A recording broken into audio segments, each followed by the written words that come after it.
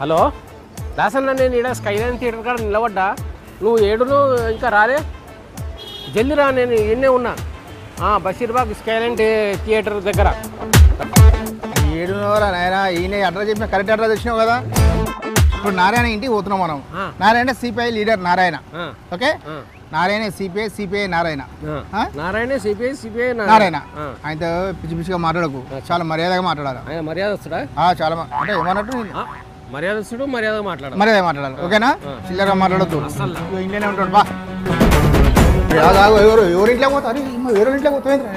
ఇల్లు తెలుసా నీకేమన్నా? First floor. ఈ ఫస్ట్ ఫ్లోర్ అంటే అన్న ఎవరింట్లో పోతావు? అది రావు. అదే ఇది అంతే సార్. ఇట్లా బెల్లు కొట్టాలి మర్యాదగా. బెల్లు కొడితే వాళ్ళు వస్తారా? ఇది కప్ చేసినా కొనడా? నా దగ్గర మాట్లాడితే మరి అలా మాట్లాడదు, మర్యాదగా లేదు. కొన్నాడైనా అన్నా. నమస్తే నారాయణ. నమస్తే. బాగున్నా? క్షేమం. ఓకే, నమస్కారం. అంత మంచిగా ఉన్నారా? మీ గురించి తెలుసుకుందామని వచ్చినామన్నా. నాది విచిత్రమైనటువంటి జీవితం. ఎందుకంటే నేను పుట్టింది తమిళనాడు బార్డర్. తమిళ్ కూడా రొమ్మ రొమ్మ తెలియమా? నేను నెల్లారికయా, నా నెల్లారికే సౌఖ్యమా, ఇదల్లా తమిళ. ఆ స్కూల్ లైఫ్ ఎట్లున్నా చిన్నప్పటి నుంచి బాగా మీరు? నేను అప్పుడు చాలా భక్తుడిని. ఏ దేవుడు భక్తుడు అన్న? దేవుళ్ళ భక్తుడిని. ఏ దేవుడైనా సరే. మా ఊళ్ళో దేవాలయం ఉంటే ప్రతి శనివారం కడిగి దీపం పెట్టేవాడిని. ఏ పండుగ వచ్చినా ఒక్క పొద్దు ఉండేవాడిని. చిన్నప్పటి నుంచి మంచి గుణాలు చిన్నప్పటి నుంచే మొదలైనాయి. చిన్నప్పటి నుంచి భక్తుడు నేను. మంచిగా చెడు తర్వాత చెప్తా. ఎస్ఎల్సి పాస్ అయినాక ఫస్ట్ టైం తిరుమల పోయి గుండు కూడా కొట్టించుకున్నాను. మొక్కున్నారా ఎస్ఎస్సి పాస్ అయితే? అవును, మొక్కున్నారు. ఎట్లా first attempt pass? First attempt. మావాడు పాస్ కాదు ఇప్పటిదాకా. ఎస్ఎల్సి పాస్ అయ్యాక మదనపల్లి పీజీ చేశాను.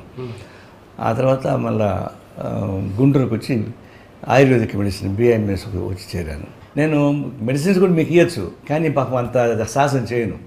మీరు క్షేమంగా ఉండాలి. అందువల్ల నేను ఎప్పుడు చాలా మంది ఇంటర్వ్యూ చేయాలి. అందరూ చాలా, అందుకని ఎవరు మొత్తం పొరపాటును కూడా నేను ట్రీట్మెంట్ కానీ. అసలు మీ గొప్పతనం మీకు తెలుసు అనమాట? తెలుసు.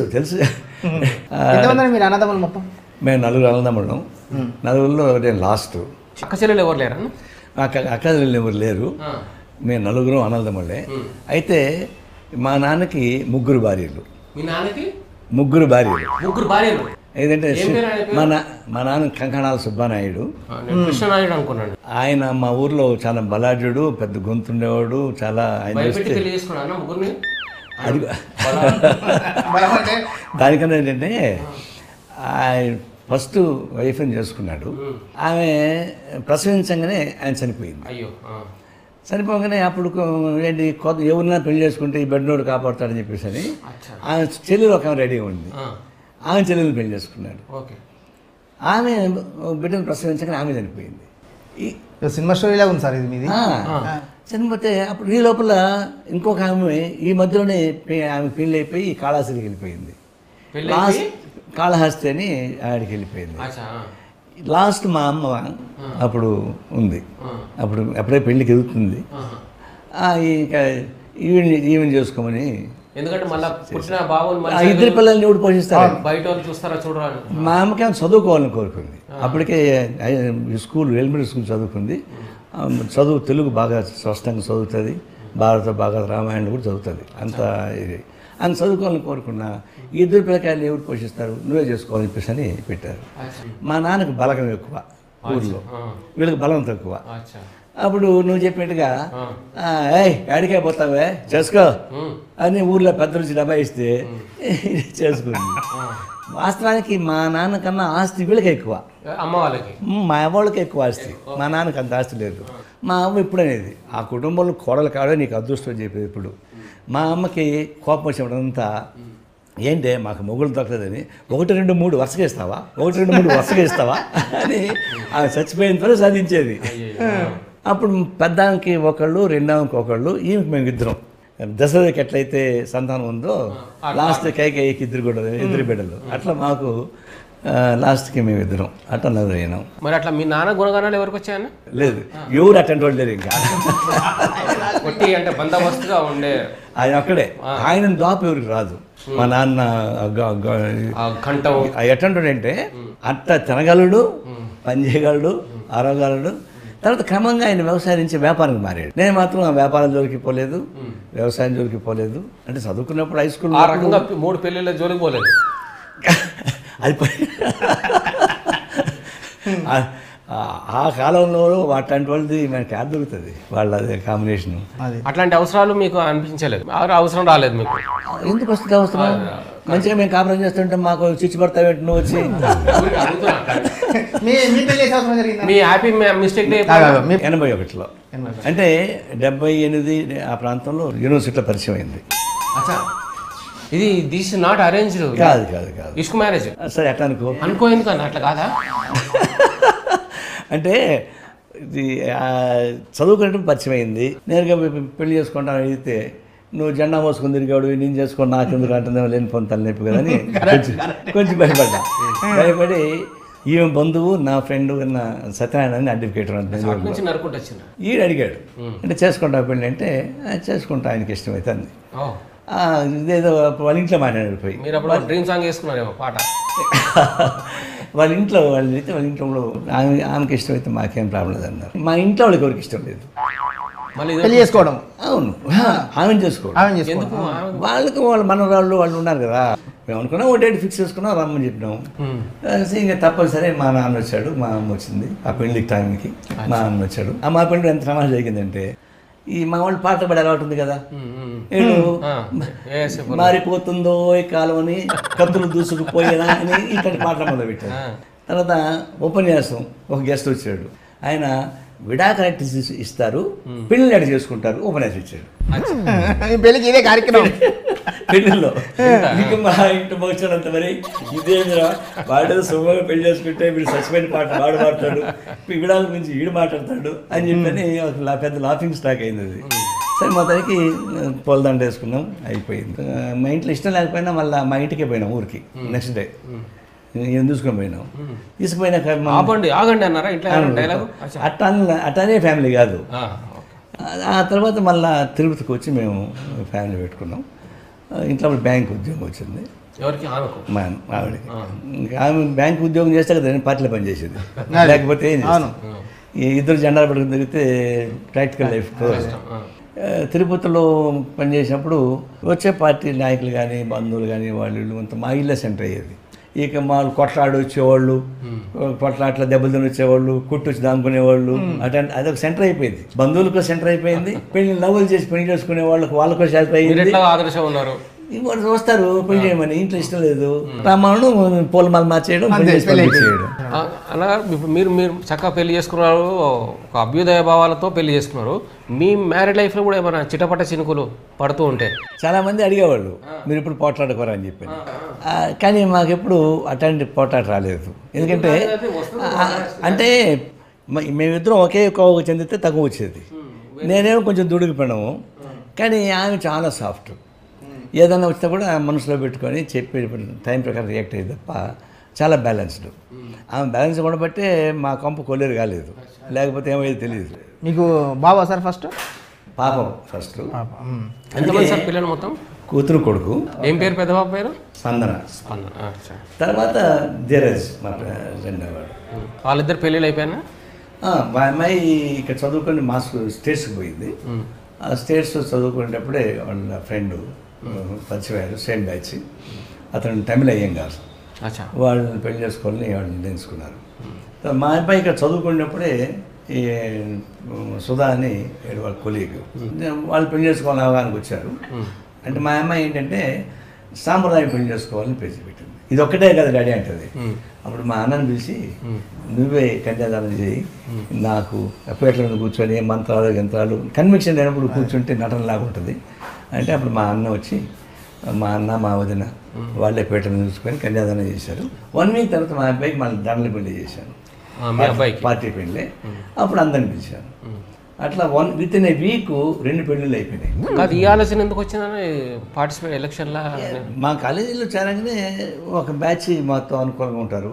తర్వాత తమాషా ఏంటంటే జనసంఘ పార్టీకి అనుకూలంగా ఉండే బ్యాచ్ అంతా నా ఫ్రెండ్స్. మాకు యాంటీగా ఉండేవాళ్ళు ఏఎస్ఎఫ్లో యాక్టివ్గా ఉండేవాళ్ళు. వాళ్ళంతా కలిసి నన్ను సెక్రటరీగా పోటీ పెట్టారు. నేను గెలిచాను, ఏఎస్ఎఫ్ బ్యాచ్ ఓడిపోయింది. నేను సెక్రటరీ అయినాక ఏమవుతుందంటే గుంటూరు ఒక అలవాటు, అన్ని కాలేజీల యూనియన్ ప్రెసిడెంట్ సెక్రటరీ కలిసి ఒక చోట మీటింగ్ వేసుకొని కొన్ని సమస్యలు చర్చించేయడం ఒక అలవాటు ఉంది. ఆ ప్రకారం నేను దానికి పోయి అక్కడి నుంచి ఏఎస్ఎఫ్కి అట్రాక్ట్ అయ్యాను. ఏఎస్ఎఫ్లో చాలా 1 ఇయర్లోనే పరిచయమైన 1 ఇయర్లోనే టౌన్ సెక్రటరీ అయినాను. 2 ఏళ్ళకే జిల్లా సెక్రటరీ అయిపోయాను. 4 ఏళ్ళకంతా ఏఎస్ఎఫ్ స్టేట్ సెక్రటరీగా ప్రమోట్ చేసి హైదరాబాద్. అప్పటి నుంచి మీరు చాలా ఫాస్ట్ ఉన్నారు. ఫాస్ట్ అంటే యాక్ట్ కదా, పట్టుకుంటే గట్టిగా ఉంటాము. ఏఎస్ఎఫ్ స్టేట్ సెక్రటరీగా ఉండగా అప్పుడు మా పార్టీ వాళ్ళకి నేను చిత్తూరు జిల్లా అవడం తెలుసుకున్నాను. అప్పుడు నీలం రాజశేఖర్ గారు, తమ్మాడి సత్యనారాయణ గారు ఇదంతా, నువ్వు చిత్తూరు జిల్లాలో పుట్టి పెరిగినవాడివి, ఆ జిల్లాలో పార్టీ చాలా బలహీనంగా ఉంది, నువ్వు వెళ్ళి అక్కడే పనిచేయమన్నారు. నేను 23 జిల్లాల్లో ఎక్కడైనా పనిచేస్తా, చిత్తూరు జిల్లా తప్ప. ఎందుకంటే కాంపిటీషన్ చంద్రబాబు ఉన్నాడా? కాదుగా, అప్పుడు చంద్రబాబు నాయుడు ఎక్కడ ఉన్నట్లు. నాకేంటంటే ఆడేమి నాకు సోషల్గా జిల్లా అంతా పరిచయం ఉండేవాడు కాదు. నేను స్టూడెంట్గా ఎస్ఎల్సి నగిరి, మదనపల్లి పివిసి తప్ప డిగ్రీ కూడా ఎక్కడ చేసేవాడిని కాదు.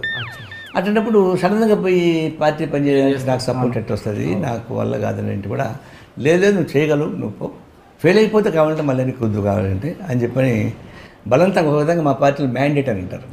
అంటే చెప్పితే ఇంక తప్పనిసరి చేయాల్సింది, లేకపోతే తీసి పారేస్తారు. నాకు మీది మ్యాండేట్ పోవాల్సింది అన్నారు. ఇంక మ్యాండేట్ నాకు ఏం చేస్తాను అని చెప్పేసి ఇది అన్నం పెట్టుకొని ఎమర్జెన్సీ ఉంది అప్పుడు 1975-76లో ఎమర్జెన్సీ. ఆ టైంలో తిరుపతికి పోయి రూమ్ తీసుకొని అక్కడి నుంచి స్లోగా మా వర్క్ స్టార్ట్ చేసుకున్నాను. అప్పుడు చంద్రబాబు నాయుడు రీసెర్చ్ స్కాలర్గా ఎస్వి యూనివర్సిటీలో ఉన్నాడు, పెద్దిరెడ్డి రామచంద్రారెడ్డి రీసెర్చ్ స్కాలర్గా ఆయన ఉన్నాడు. వీళ్ళిద్దరికీ చెరొక నార్త్ పోల్ సౌత్ పోల్ వీళ్ళు. ఈయన ఒక కమ్యూనిటీకి నాయకత్వం వహిస్తే, ఆయన ఒక కమ్యూనిటీ నాయకత్వం వహిస్తే, ఆ విధంగా 2 గ్రూపులే డామినేట్ చేస్తూ ఉండేవి. నేను పోయి మధ్యలో ఏఎస్ఎఫ్ పెట్టాను. ఏఎస్ఎఫ్ పెట్టిన తర్వాత అది పొలిటికల్ ఆర్గనైజేషన్ కదా, ఒక 2 ఏళ్లలోనే నేను ఏఎస్ఎఫ్ బాగా బలపడింది. నాకు బలపడే కొద్దీ తగువులు వచ్చినాయి. ఫస్ట్ తగువ వచ్చిందే చంద్రబాబు నాయుడు తగువ వచ్చింది. ఏ సందర్భంగా అది? ఎలక్షన్స్లో క్యాండిడేట్, మా క్యాండిడేట్ గెలిచాడు. అంటే తిట్టుకునేంత వచ్చిందా, కొట్టాడుకునేంత వచ్చింది ఇద్దరికి? స్టాబింగ్ కూడా జరిగింది. ఆయన చేయడు ఎప్పుడు, ఆయన దూరం చేయిస్తాడు, ఆయన ఎప్పుడు చేయడు. అతనేమో కనబడకుండా పనిచేస్తాడు, రామచంద్రారెడ్డి కనిపించి పనిచేస్తాడు. చంద్రబాబు కనిపించకుండా అన్నీ చేస్తాడు. తక్కువ మాట్లాడతాడు, ఎక్కువ చేసేది చంద్రబాబు నాయుడు. ఎక్కువ మాట్లాడతాడు, తక్కువ చేసేది రామచంద్రారెడ్డి. ఇది వీళ్ళ కాంబినేషన్. మీరేమో మధ్యలో మా యాక్టివిటీస్ పెట్టాము. చివరికి ఆయన ఎమ్మెల్యే అయిన వరకు ఆ కేసు అట్లా ఉండింది. ఎమ్మెల్యే అయినాక మా లాయర్ ఒక అతను, ఆయనకు నాకు బంధువు ఉన్నాడు, ఆయన రమ్మని ఎందుకు కొట్లాడుకుంటారు, సంతకం పెట్టుకుంటా చేశాను నేను. అట్లా యూనివర్సిటీలో వితిన్ 2-3 ఇయర్స్లోనే డెవలప్ అయ్యాయి. ఇప్పుడు రాజకీయాలు లేకపోతే పొద్దుంతా ఏం చేస్తారు మీరు? ఖాళీగా ఉన్నప్పుడు అంత బిజీగా ఉన్నా ఫ్రెండ్స్తో పోయి కలిసి మాట్లాడుకోవడం, తిరగడం, కలిసి ఇంకేమైనా మాట్లాడుకోవడం, ఇంకేమైనా అవే లేవు. దాని జోలికి పోను. అంటే అది కూడా ఎట్లుంటుందంటే, ఇప్పుడు ఫారిన్ ఫ్రెండ్స్ వాళ్ళు వస్తానుకో, ఫారిన్ గెస్ట్లు ఉంటారనుకో, అందులో తెలంగాణలో గెట్ టుగెదర్ అంటే అది లేకుండా పార్టీ ఉండదు. ఇంకా అటెండ్ పార్టిసిపేట్ చేస్తాను, కానీ దాని జోలికి ఎక్కువ పోను నేను. ఎక్కువ పోరంటే మామూలు కొంచెం పరిచయం ఉంది, టేస్ట్ చేస్తారు కదా, అదే విషయం కాదు కదా. కానీ దాని జోలికి అది పనిగా దానికి కేటాయించు. ఫ్రెండ్షిప్ ఫార్మాలిటీస్ ఉన్నప్పుడు అంటే వాళ్ళతో కలిసి ఒకటి చేస్తారు. నా ఉద్దేశం ఏంటంటే దాంట్లో పరిచయం ఉంది అని. పరిచయం ఉంది, ఎడిక్ట్ కాదు.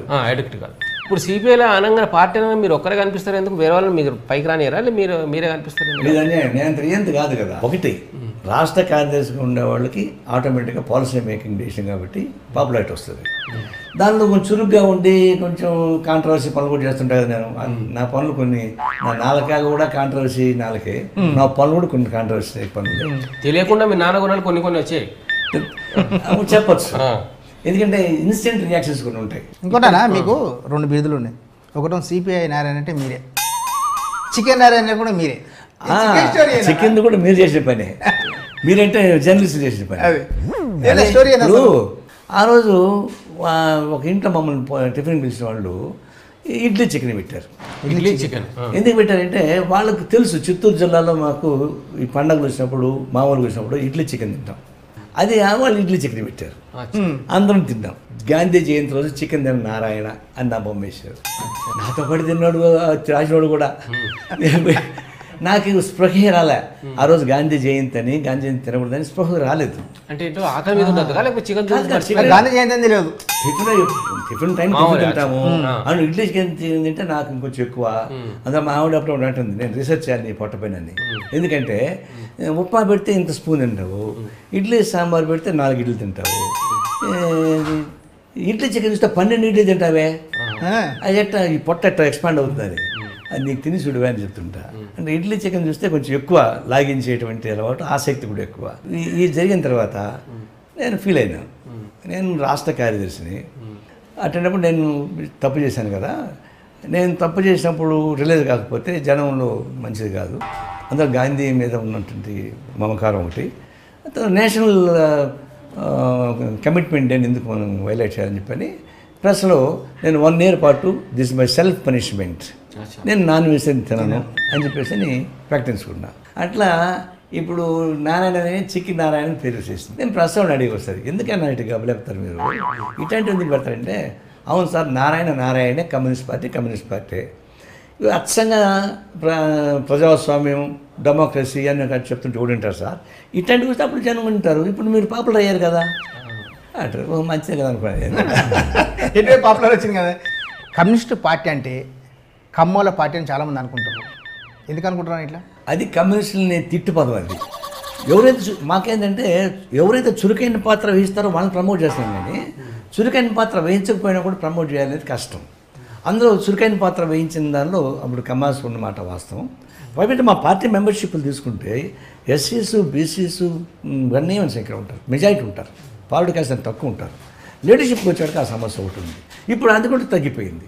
ప్రణాళికాబద్ధంగా సోషల్ కాంబినేషన్ మారుస్తూ వస్తున్నాం.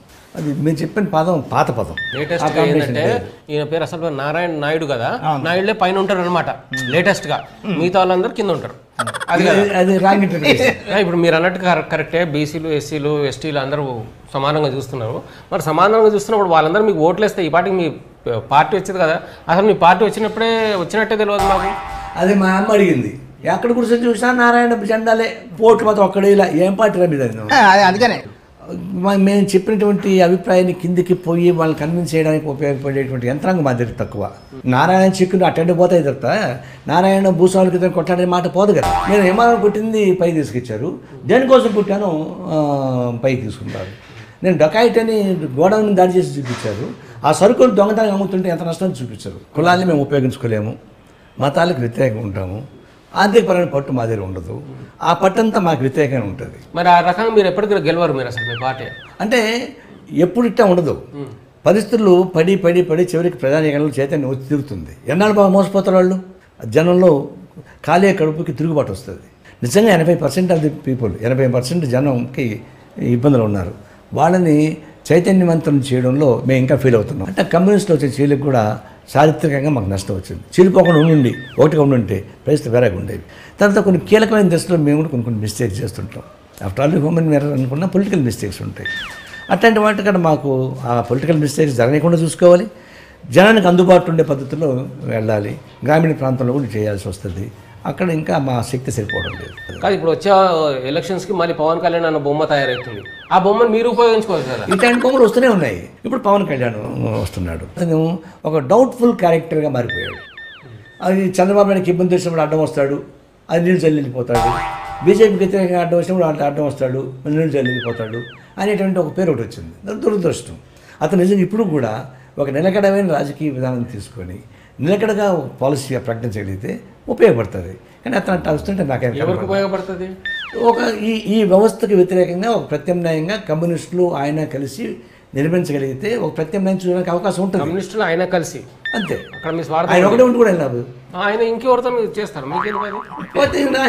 చేయగలిగిందే ఉంది. మీరు చూసుకోవచ్చు కదా. మీరు అంటే అందుకని మేము తర్వాత చూసి ఇక వాళ్ళతో కలిసి వీళ్ళతో కలిసి తరగా చెప్పి కమ్యూనిస్టులే ఒకటిగా ఉండి ఓట్లు వచ్చినా రాకపోయినా ఒక విశ్వాసం కల్పించడానికి ప్రయత్నిద్దాం అని చెప్పి సిపిఐ సిపిఎం రెండు కూడా రాబోయే ఎన్నికల్లో ఎక్కడ ఎవరితో కలవకుండా మన సిపిఐ సిపిఎంగానే వామపక్షాలుగా ఉందాము. అప్పుడు ఈసారి ఓడిపోయినా నెక్స్ట్ టైం ఒక విశ్వాసం వస్తుంది అని చెప్పేసి అనుకుని ఒక నిర్ణయం తీసుకున్నాం. కానీ మన వెస్ట్ బెంగాల్లో బ్రేక్ అయింది. అది బ్రేక్ అయింది. మమతా బెనర్జీ ఆ దుడుకుని తట్టుకోవాలంటే అంటే కాంగ్రెస్ పార్టీ కమ్యూనిస్ట్ కలవకపోతే ఆమెకి దాడులు ఇంకా ఎక్కువ అయ్యేట్టున్నాయి. ఉద్యమాన్ని రక్షించడం కష్టం అవుతుంది. ట్యాక్టిఫుల్గా మళ్ళీ మేము తీసుకున్న నిర్ణయాన్ని పక్కన పెట్టేసి మళ్ళీ కాంగ్రెస్ పార్టీతో కలిసి ఎన్నికల్లో పోటీ చేయాల్సిన పరిస్థితి ఏర్పడిపోయింది. తప్ప కరెక్టా? అది ట్యాక్టిఫుల్గా కరెక్టే, మేము అనుకున్న సిద్ధాంతపరంగా తప్పి. సిపిఎం సిపిఐ మీరు మీ మధ్యన అండర్స్టాండింగ్ అంటున్నారు కదా, కొంచెం మీరే పెద్దరాయుడు లాగా మీరే కలిస్తే బాగుంటుంది కదా. ఇప్పుడు ఒక చేతితో తట్టే శబ్దం రాదు, 2 చేతులతో తట్టే శబ్దం వస్తుంది.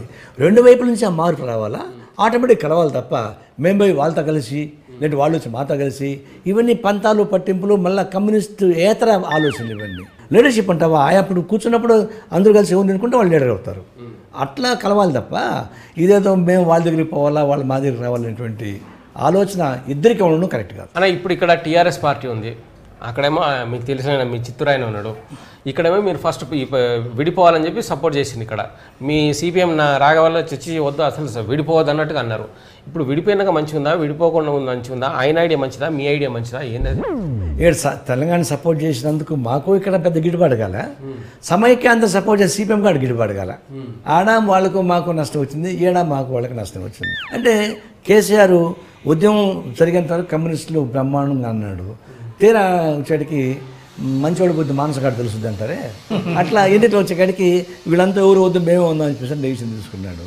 రేపు ఒక రోజు చంద్రబాబు నాయుడు పార్టీ కానీ టీఆర్ఎస్ పార్టీ కానీ ఏ పార్టీ అయినా మేము నిలిస్తే మీరు అలా పోతారు, మంచి రేట్ వస్తే పోతారు, మంచి రేట్ వస్తే పోతారు. మంచి రేట్ మాకు విలువ వెలగట్టినవాడు ఇంతవరకు రాలేదు, తర్వాత వెలగట్టడానికి అవకాశం లేదు. మాలో బలహీనత ఉంటే వెలగడతాడు. సరే, ఇంకోటి స్ట్రైట్ క్వశ్చన్ అన్న, ఇప్పుడు మన కేసీఆర్ గారి పాలన ఉంది కదా, దానిపై మీ అభిప్రాయం ఏంటి? ఆయన ఏకపక్ష పాలన, కుటుంబ పాలన. ఎవరైతే సమైక్యత కోసం కొట్లాడినారో, ఎవరైతే తెలంగాణకు వ్యతిరేకంగా నిలబడినారో, ఎవరైతే టీఆర్ఎస్ కార్యకర్తలను దాడులు చేశారో వాళ్ళందరినీ ఇప్పుడు చేర్చుకొని మంత్రి పదవులు ఇస్తున్నాడు, మంత్రి పిత్రత్వం ఇస్తున్నాడు. కాబట్టి ఆయన వాడు దాటేంత వరకు ఓడమల్లన్న, ఓడి తర్వాత బోడి మల్లన్న. కానీ ఆయన మంచిగా డబుల్ బెడ్రూమ్ కడుతున్నాడు, కరెంట్ ఇస్తున్నాడు, బాగా చేస్తున్నాడు కదా, రోడ్లు వేస్తున్నాడు, నీళ్ళు మిషన్ కాకతీయ అంటుండే, ఏమో మంచి మంచి పనులు చేస్తున్నాడు కదా. వాళ్ళ అపసొత్తు తెలిసి కడతలేమయ్యా, వాళ్ళ అపసొత్తాలే మన దగ్గర నుంచి పన్నులు వసూలు చేసి దానిలోంచి సగం మింగి సగం మనం కట్టడానికి ప్రయత్నిస్తున్నాడు. అది కట్టేయండి, అది కూడా నాకేం అభ్యంతరం లేదు. ఇంతకుముందు వాళ్ళు అది కూడా చేయలేదు కదా, ఇంక వేరే గవర్నమెంట్ వాళ్ళు, కాబట్టి కాలకాలం కలిసిపోయారు వాళ్ళు. అట్లా పోతే ఎదుగు పోతాడు, మీరు చేయగలిది ఏం లేదు. ఈయన వచ్చే వరకు ఏం చేస్తున్నాడు, ఉన్నది పడగొట్టాలా, మళ్ళీ కొత్త బిల్డింగ్లు కట్టాలా, ఉన్నది పూర్తి చేయాలా, మళ్ళీ కొత్త కాలువలు కట్టాలా, ఉన్న ప్రాజెక్ట్ తీసేయాలా, ఇంకో కొత్త ప్రాజెక్ట్ కట్టాలా. దాని మతలం ఏంటి, దాని తేనె ఉంది. తేనె అంటే ఇప్పుడు కన్స్ట్రక్షన్లో వచ్చే డబ్బుల్లో ఆటోమేటిక్ పర్సెంటేజ్ వస్తుంది, పోతుంది, వాళ్ళకి అడగకుండా పోతుంది. అదే మళ్ళీ అక్కడ మీ సారేమో మొత్తం అమరావతి కొత్త కడతాడు, ఆయన ఎంత తేనె మొత్తం డబల్ మింగుతున్నాడు ఆయన నిజాయితీ పడి నేను చెప్పాను ఎప్పుడన్నా, నేను చెప్పాను. అయితే ఒక సమస్య ఏంటంటే ఇదేమో ఆల్రెడీ ఉన్న బిల్డింగ్ పడగొట్టి కట్టాలని ప్రయత్నిస్తుంటే ఆయన కొత్తగా రాజధాని కట్టడం ఆయన ప్రయత్నిస్తున్నాడు. దానిలో కూడా ఆయన స్వార్థం లేకుండా ఉండదు. ఆయన కూడా కొంచెం తేనె హోల్సేల్ వ్యాపారం ఇదంతా, రీటైల్ కాదు, హోల్సేల్స్ ఇవంతా. జగన్ సంగతి కూడా చెప్తే మేము ఏం తరిస్తాం. ఇప్పుడు ఏముంది, ఇప్పుడు వాళ్ళ నాన్న ముఖ్యమంత్రి పదవి ఆయనకి కావాలి, వాళ్ళ నాయనప్పుడు సంపాదించిన డబ్బులకి ఆధిపత్యం కావాలి. ఈ రెండే స్లోగన్స్ ఆయనకు ఉండేది. అంతేగాని జనం లేదు, పాడు లేదు, ప్రాజెక్టు లేదు, నీళ్లు లేవు. అది ఒక రాజకీయ నాయకుడిగా పరిపక్వం చెంది ఆయన రాలేదు. కాబట్టి ఆయన భవిష్యత్తులో అట్లా ఉంటుంది. ఆయన పార్టీలు కూడా అందరు సైకిల్ ఎక్కుతున్నారు కదా, ఈయన గుణగానాల వల్లే మాకు నచ్చక వెళ్తున్నాం అన్నట్టుగా అంటారు. ఇప్పుడు ఈ బడుద్దాయిలు పారేవాళ్ళు మంచి నోరు మూసుకొని పోవచ్చు కదా, అప్పుడు దాకా బాగుంటారు. ఇప్పుడు వెంటనే నా కోసం పోలేదు, నా నియోజకవర్గ ప్రజల యొక్క అభివృద్ధి కోసం పోతున్నాను, ఇప్పుడు చంద్రబాబు నాయుడు కేసీఆర్ చేసిన పనుల వల్ల పోతున్నాం అంటాడు. అంటే చంద్రబాబు నాయుడు కేసీఆర్ అంతకుముందు మన్మదల్లాగా ఉన్నారా, ఇప్పుడే వికారంగా ఉన్నారా? అప్పుడు అదే ముఖం, అదే గడ్డం, అదే ముక్కే కదా, ఏం మారలేదు కదా. వీళ్ళు మారి వీళ్ళకి అనుకూలంగా చెప్పుకోవడానికి ప్రయత్నించేటువంటి దొంగాడు తప్ప ఇంకోటి కానే కాదు. ఇప్పుడు ఏదో రాజకీయం గొడవలు ముదిరేటట్టున్నాయి ఇక్కడ జల వివాదం వల్ల. అక్కడేమో మరి మీ సిపిఐలో అక్కడ మనకు సపోర్ట్ చేస్తారా, మీరు వాళ్ళకి సపోర్ట్ చేస్తారా? మీరు గుర్తుపెట్టుకోండి, ఉన్న నీళ్ళు ఉన్నట్టే ఉంటాయి, దాన్నే పంచుకోవాలి మనం.